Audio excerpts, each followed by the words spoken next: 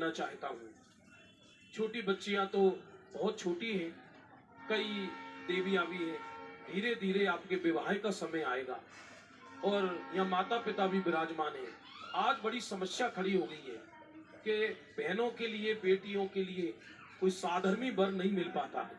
हमारे विराग जी भी होंगे, वो तो अभियान चलाते हैं हमारे विराग जी इसके लिए वास्तव में। और वो माता पिता परेशान रहते हैं कि भी कि हमको ऐसा वर मिले।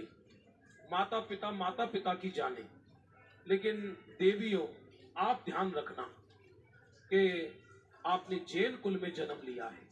मैं सच कह रहा हूँ आपको, मैं ये जब संदेश देता हूँ तो मेरा मन बहुत भारी होता है।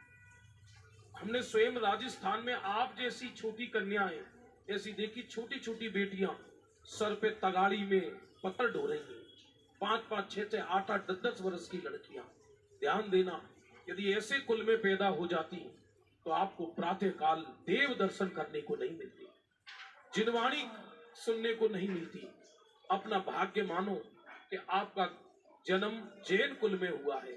प्रातः काल उठते ही आप ऐसे पुण्यवान घर में जन्म लिया है आपने कि प्रातः काल उठते ही आपको भोजन की भूख नहीं लगती, आपको जिनेंद्र भगवान के दर्शन करने की प्यास लगती है। और माता पिताओं से निवेदन है, और इन बेटियों से और देवियों से निवेदन है, बहनों से निवेदन है कि आप विवाह के लिए चुनो तो ऐसे वर को ही चुनना जिससे आपके धर्म का पालन हो सके।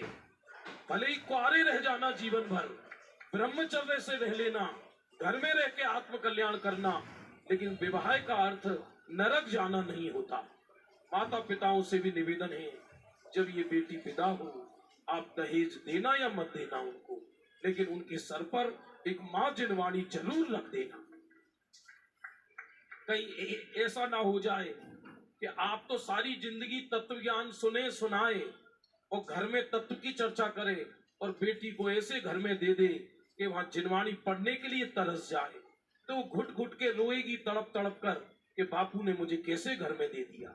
और ये बहने बेटी भी ध्यान रखना, चाहे घोर प्रतिकूलता आ जाए, कैसा भी संकट आ जाए, लेकिन जैन कुल को ही चुनना, ऐसे ही वर को चुनना जहां से आपका धर्म और मोक्ष मार्ग प्रशस्त हो सके।